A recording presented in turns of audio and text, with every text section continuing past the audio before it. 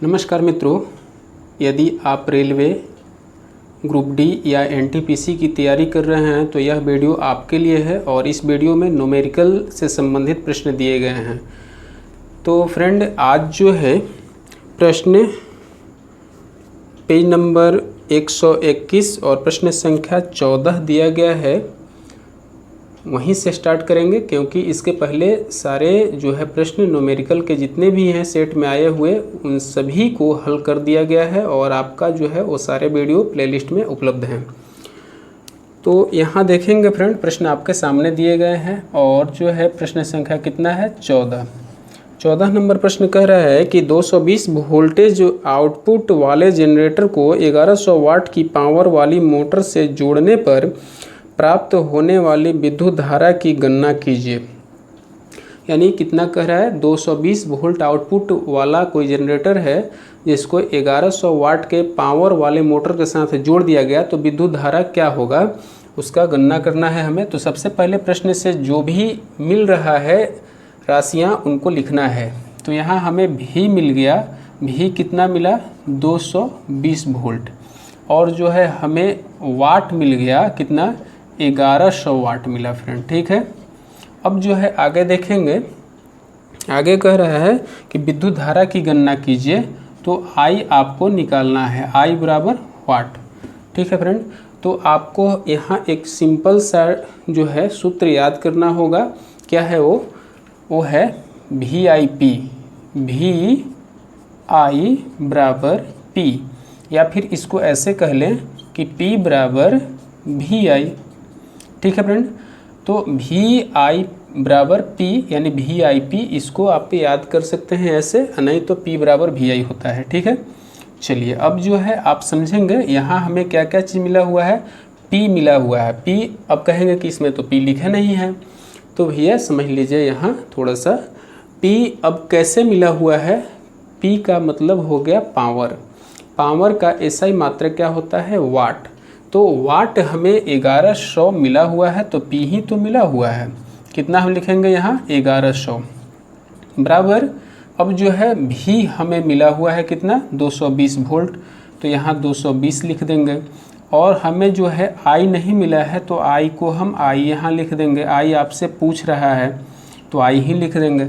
अब जो है I बराबर आप लिख सकते हैं कितना, I बराबर यहाँ लिखेंगे आप 1100 बटा 220, ठीक है। अब इधर जाएगा तो क्या होगा, बटा में हो जाएगा। यहाँ 0 से 0 काट देंगे और 11 दहिया आपका हो जाएगा 110। यहाँ जो है 10 बार में आपका ये कट गया और 11 दूना 22, ठीक है। अब इसको 2 से काटेंगे तो 2 बचे 10, यानी 5 बार में एक ख़त्म हो जाएगा। यहाँ क्या मिला, यहाँ I बराबर मिल गया हमें कितना 5 एम्पियर। यही आपका जो है फ्रेंड आंसर हो जाएगा। अब आप विकल्प चेक करेंगे फ्रेंड। विकल्प नंबर A में दिया हुआ है 5 एम्पियर, B में दिया हुआ है 100 एम्पियर और C में दिया हुआ है कितना 10 एम्पियर और D में दिया हुआ है 50 एम्पियर। तो यहाँ कौन सा सही होगा, ऑप्शन नंबर A बिल्कुल राइट आंसर होगा। चलते हैं अब अगले प्रश्न की ओर। और अगला प्रश्न जो है फ्रेंड, यहाँ पेज नंबर 121 में नहीं दिया हुआ है क्योंकि एक ही न्यूमेरिकल था, और पेज नंबर 22 में भी नहीं है, पेज नंबर 23 में दिया हुआ है।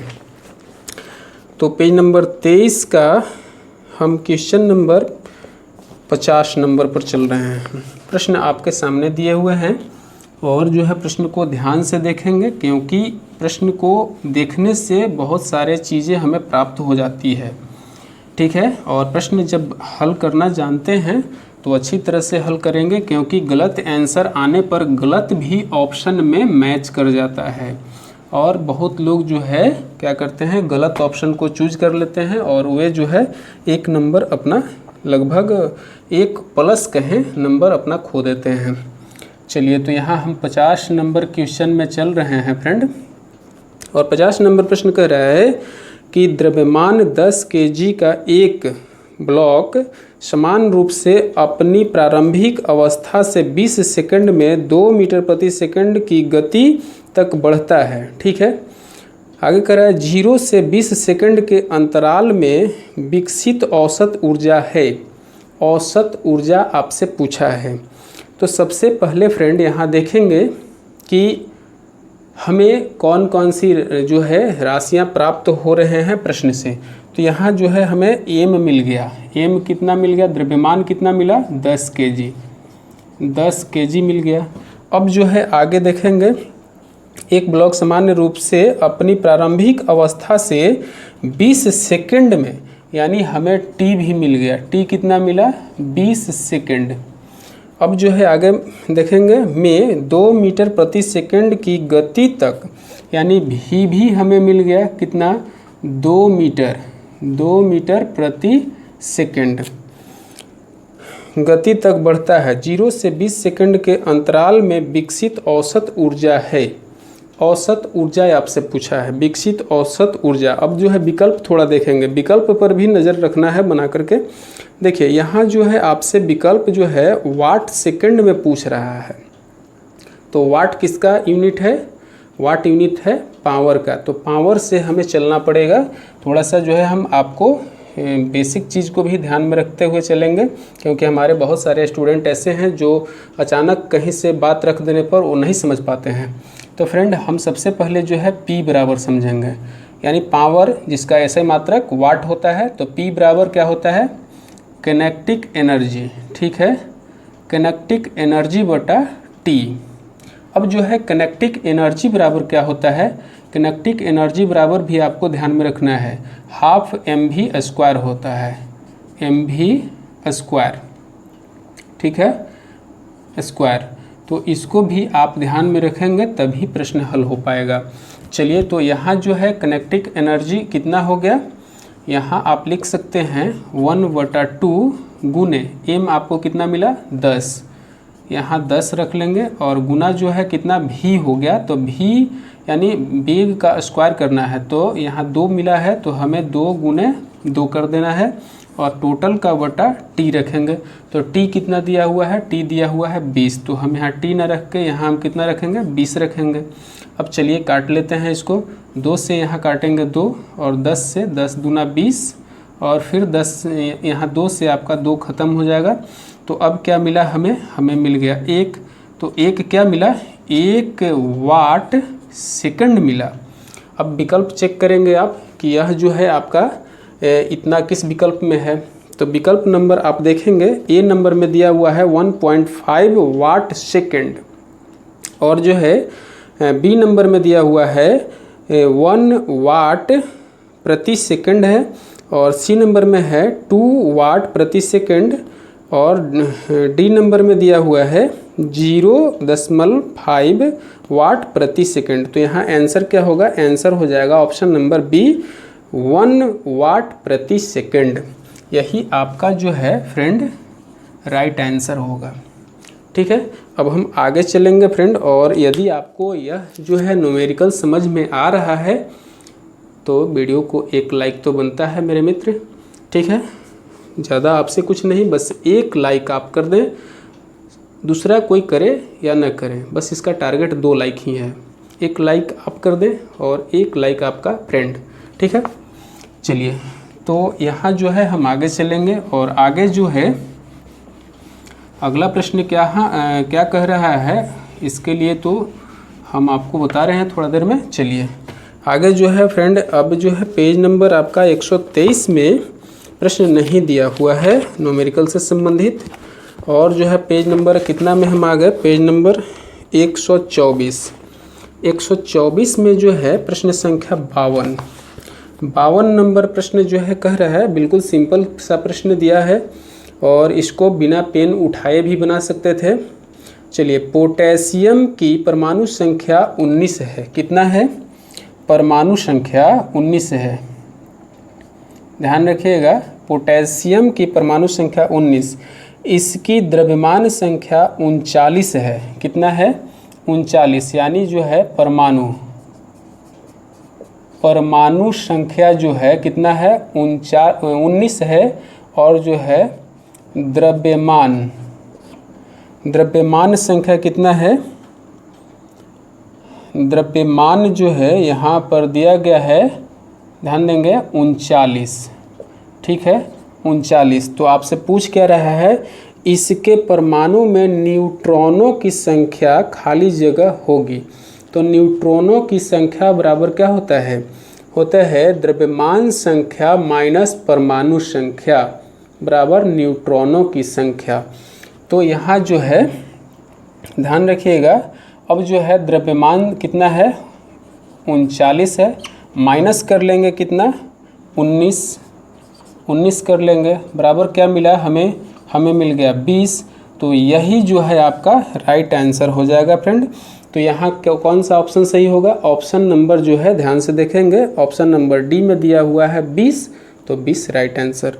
चलिए अब प्रश्न संख्या 53 यानी 53 में देखेंगे, ध्वनि तरंग की आवृत्ति मापने की इकाई यानी मानक इकाई क्या है?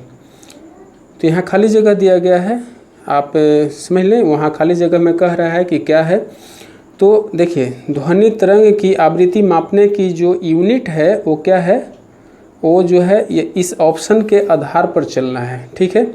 इसमें दिया हुआ है ऑप्शन ए में मीटर, बी में दिया हुआ है हर्ज, सी में न्यूटन और डी में है मीटर प्रति सेकंड। तो इसका right answer option number B होगा हर्ज।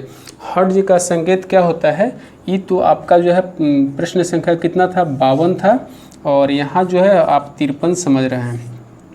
तो हर्ज का संकेत होता है HZ, ठीक है। हमारे घरों में उपयोग किए जाने वाले विद्युत 50 हर्ज के होते हैं, ध्यान रखेंगे आप, क्योंकि यह भी प्रश्न मोस्ट इम्पॉर्टेंट है और बहुत बार पूछा है फ्रेंड, ठीक है। आगे देखेंगे, आगे जो है कितना पेज नंबर 125 में हम आ गए और यहाँ जो है पेज नंबर 125 में प्रश्न संख्या कितना है 78, ठीक है।